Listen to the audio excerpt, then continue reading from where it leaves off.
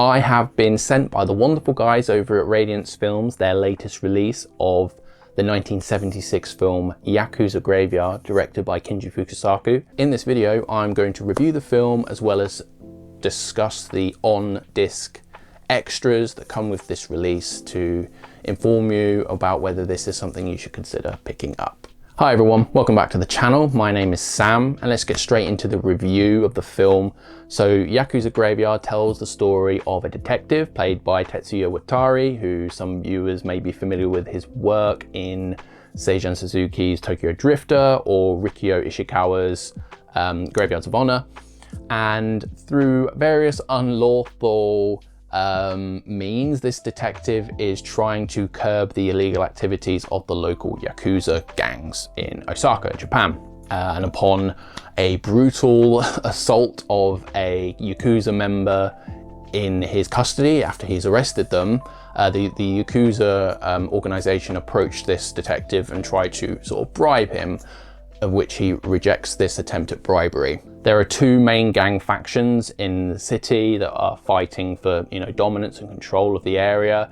And as the gang warfare escalates, we come to realize that some members of the police force are sort of working or in collusion with some members of the Yakuza.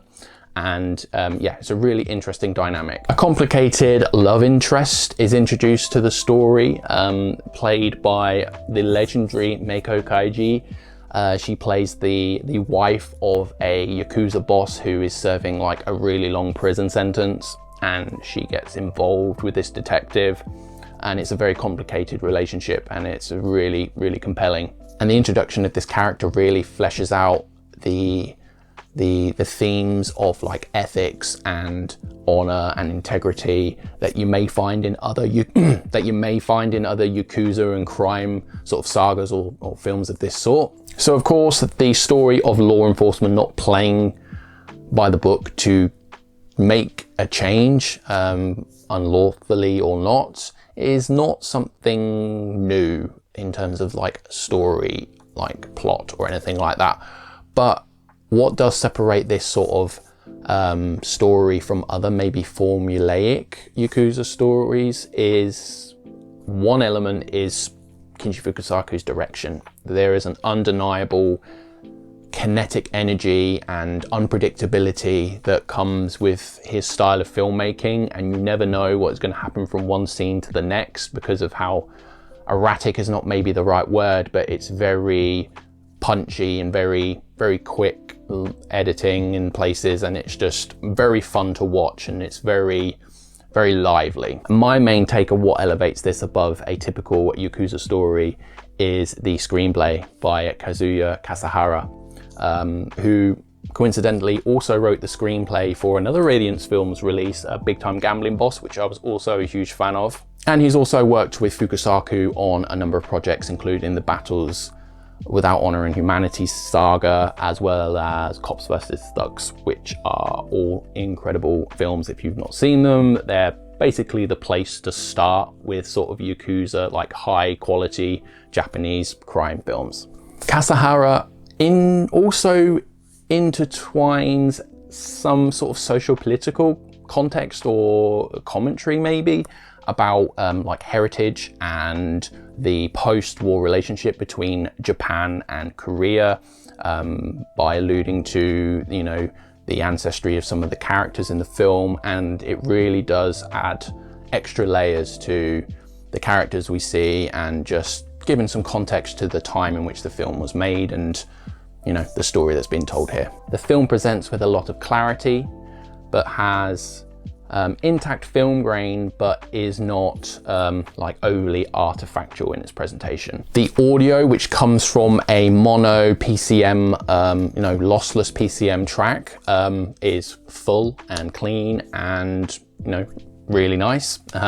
Obviously, these sort of mono tracks don't lend well to your big surround sound systems. They were made in a time when this sort of technology wasn't really a thing. So nothing's been altered to like accommodate it to fit a surround sound system, but it's all very forward, all from one source basically, and it's lovely and crisp and really, really good. There is no compression or blocking in some of the darker and shadowy scenes, and the film runs smoothly throughout, which just goes to show that, you know, the restoration source material is fantastic, as well as, you know, whoever is encoding these discs is doing a high quality job here.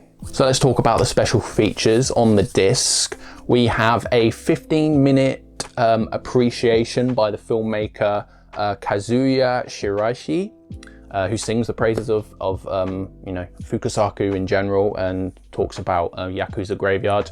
This is a director whose work I was not aware of or seen, but after doing a little bit of research, he is very much into producing or making crime films that I've never heard of before. Maybe it's something that Radiance may be putting out in the future, because I know they're going to be releasing more Japanese films and possibly crime films, so that his interview on the disc may be a sign that we're going to get something from this director. My favorite feature on the disc is a visual essay by the legendary Tom Mes, who, if you don't know, he's like an expert in sort of Asian cinema. He did an incredible book on one of my favorite filmmakers, Shinya Tsukamoto, and here he does a visual essay on Meiko Kaiji and her relationship with Fukasaku, and sort of like does some scene analyses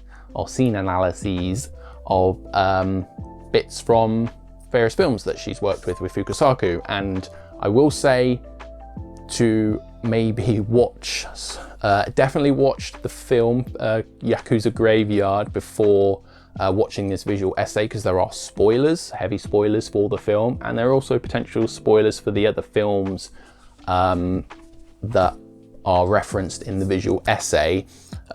So one thing for an improvement for the future would be to have a little card at the beginning of that visual essay to say spoilers ahead, like, you know, proceed with caution. Luckily I had seen all the films that I use clips from, but as someone who's really like, I hate spoilers so much, maybe worth having that sort of thing in the future for future visual essays that use clips from various different films that may have, like, you know, key plot points from them. The listing, or at least on the Radiance site, said there's an Easter egg for this film, and for the life of me, I couldn't find it. I posted in some groups to try and see people who have also got the disc, whether they found what the Easter egg was, and couldn't find it. If anyone knows what the Easter egg is, please put in the comments below. That'd be fantastic. And to round out the disc, we have a production and clip show, photos from the set and things like that, and a trailer.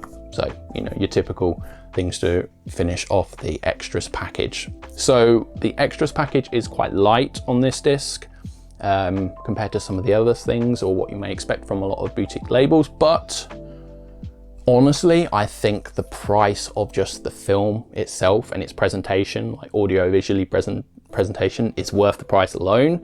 And then to have like a nice 15-minute, you know, appreciation from a director who is inspired by his work, as well as like a nice, almost academic style visual audio, like a visual essay by Tom Mes, who is a legendary, just like is the icing on the cake. So it's like really, really good. And I haven't seen the booklet, but there's 32 pages of extra essays and writings on the film. So there's a lot of extra stuff there to dig into.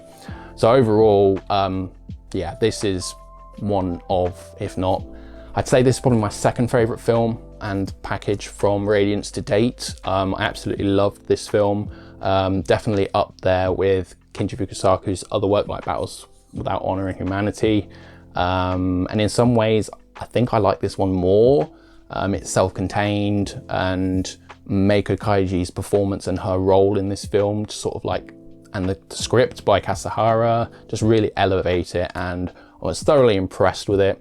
Radiance have impressed me again, and if anything of what I've said piques your interest, I would advise picking this release up sooner rather than later, as the limited edition is limited to 3,000 copies, and this sort of thing, particularly with the surge in popularity in Asian cinema as of late, particularly within, you know, film collectors and boutique labels putting out this sort of stuff, it's just going to go very, very quickly, and you're going to want, you know, the extra packaging with the Obi strip and the booklet that comes with it and the full artwork. So don't miss out if anything I say interests you. Again, as I said, if you made it this far, thank you so much for watching. I'll leave some more Radiance related videos on screen now for you to watch if you feel like it.